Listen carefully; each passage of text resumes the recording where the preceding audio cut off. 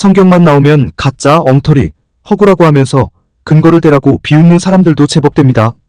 2007년에 피터 조셉이 제작한 시대정신은 그런 비기독교인들에게 상당한 영향을 준 다큐로 예수 그리고 신화라는 다큐에서 고대 종교의 기원인 이집트의 신들과 후대 종교를 연관하여 설명하며 고대 이집트 신화가 후대에 계속 유사하게 반복되고 있으며 예수 이야기도 또한 신화라고 주장합니다. 시대정신 다큐에서는 이집트의 대표적인 신인 호루스가 12월 25일에 처녀 잉태되어 태어나고 30살에 세례를 받고 사역을 시작하였으며 12명의 제자가 있었는데 배반당하여 십자가 처형을 당했으며 3일 만에 장사되고 부활되었다고 합니다. 이거 예수님의 이야기와 같지 않나요? 그럴 때의 가장 중요한 것은 상대편이 주장이 과연 맞는지 확인하는 것입니다. 그럼 고대 종교의 기원이라는 이집트 신 중의 대표격인 호루스를 살펴보겠습니다. 이집트를 여행하다 보면 고대 신전들과 벽화에 유난히 많이 등장하는 4명의 신들이 있는데 이들의 이름만 알아두어도 고대 이집트 신화와 역사를 아는데 상당히 도움이 됩니다. 그들은 오시리스와 그의 아내 이시스, 그리고 이들의 아들인 호루스와 그의 아내 하토르입니다. 이집트의 고대 신화의 기원 자료들에 의하면 이시스 여신이 남편인 오시리스의 시신과 접촉 또는 오시리스를 부활시킨 주문의 힘으로 호루스를 잉태한 것으로 전해집니다. 호루스는 성장하면서 아버지 오시리스를 죽인 작은 아버지 세트와 수많은 싸움 끝에 결국 세트를 굴복시키고 살아있는 파라오로 후세의 파라오들의 수호신이 됩니다. 또한 저승의 신이 된 오시리스를 아버지로, 수호의 신인 이시스를 어머니로, 그리고 사랑과 기쁨의 여신인 하토르를 아내로 둡니다. 반면 예수님은 성령으로 잉태하여 인간인 마리아를 통해 출산하며 많은 고초를 겪으며 결혼도 안 하시고 인간의 몸으로 죽고 부활하셨습니다. 호루스 신과 예수님은 탄생부터 일생까지 완전히 다릅니다. 시대정신 다큐에서는 자신의 주장을 정당화하기 위해 이집트 호루스도 어머니 이시스 여신이 처녀 잉태를 하였고 페르시아의 미트라, 그리스의 아티스, 디오니소스, 그리고 예수의 어머니 마리아도 그렇다고 합니다. 그런데 과연 그런가요? 위에서 보다시피 호루스는 오시리스가 죽은 후 이시스가 자신의 마법을 사용하여 호루스를 임신합니다.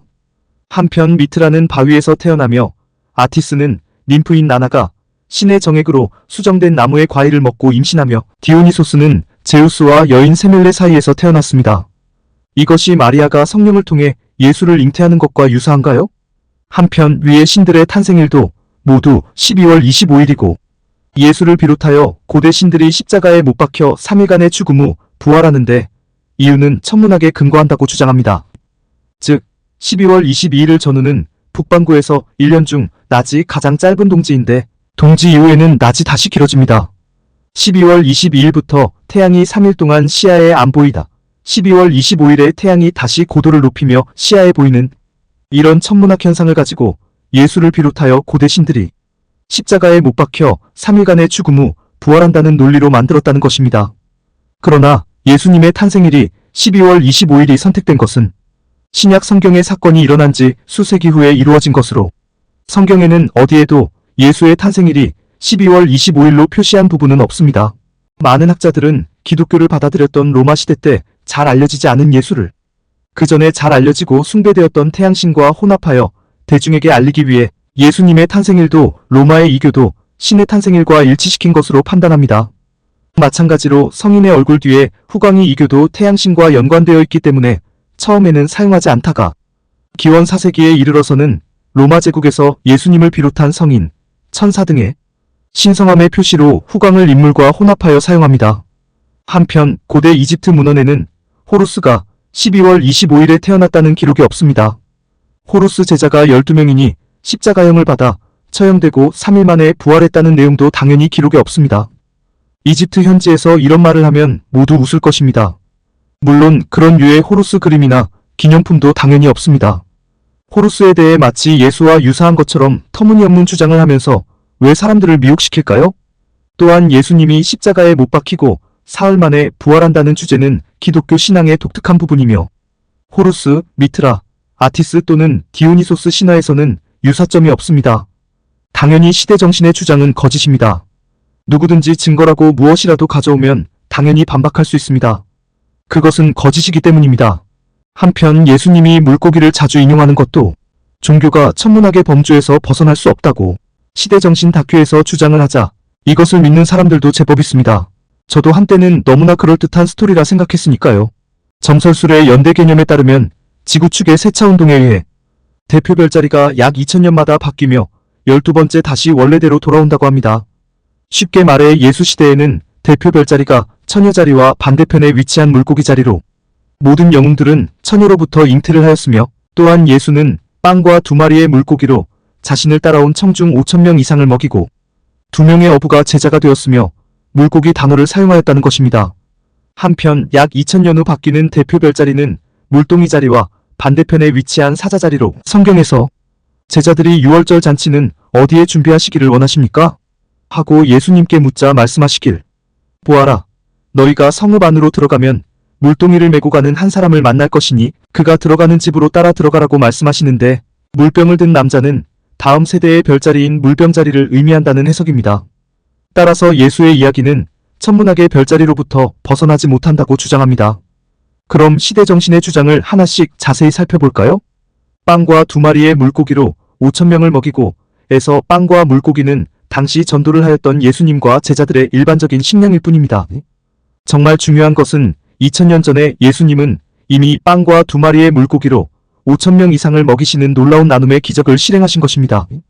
제자들이 5000명 이상의 사람들이 예수님 말씀을 듣기 위해 온 것을 보고 절대적으로 부족한 식량을 걱정하였으나 예수님은 나누는 행위와 상호 신뢰의 힘이 얼마나 위대한지를 보여줍니다. 사람들은 아낌없는 식량의 나눔 행위를 통해 관대해지고 풍요로운 만족감을 가집니다. 결국 사람들은 배부르게 먹고도 남은 식량이 12바구니에 가득 모이는 기적이 일어났습니다. 현대에도 예수님의 가르침은 종교적 의미를 넘어 자원 분배의 역할, 커뮤니티 연대, 공유 자원이 사회에 미치는 영향을 살펴볼 수 있는 통찰력을 제공합니다. 한편 2명의 어부 제자는 예수님이 나를 따라오너라. 그러면 내가 너희를 사람들을 낚는 어부가 되게 하겠다와 같이 어부를 비유로 앞으로 많은 사람들을 전도하게 될 그들의 미래를 비유로 말한 것으로 볼 수 있습니다.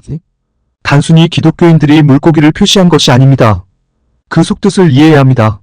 한편 누가복음 22장 10절에 나오는 물 항아리를 들고 있는 사람에 대한 언급은 특이한데 그 문화권에서는 일반적으로 남자가 물을 들고 다니지 않았기 때문에 최후의 만찬을 위한 집을 식별하기 위한 특별한 표시로 해석할 수 있습니다. 이를 물병자리 시대에 대한 언급으로 해석하는 것은 1세기 성경 텍스트에 현대의 점성술적 관점을 적용하는 시대착오적인 해석입니다. 결론적으로 이 다큐멘터리는 초기 기독교 공동체의 의도와 신념 또는 1세기의 성경의 의미 전달보다는 현대의 흥미 위주의 모호한 혼합주의 사상을 더 많이 반영하여 기독교를 잘 모르는 사람들에게 잘못된 피상적인 지식을 주입시키는 것입니다. 성경에서 가장 중요한 보물은 말씀입니다. 예수의 존재를 따지기보다는 성경의 예수님의 말씀을 읽다 보면 스스로 예수님의 실존을 인정하지 않을 수 없습니다. 오늘 이러한 주제를 선택하여 다룬 것은 아직 믿음이 약한 초심자나 예수님에 관심이 있는 분들이 잘못된 주장들에 의해 미혹되거나 떠나가는 것을 염려해서입니다. 누군가가 이와 관련하여 질문하거나 궁금해하면 우리가 잘 설명할 수 있는 자가 될 수 있기를 기도합니다. 아멘.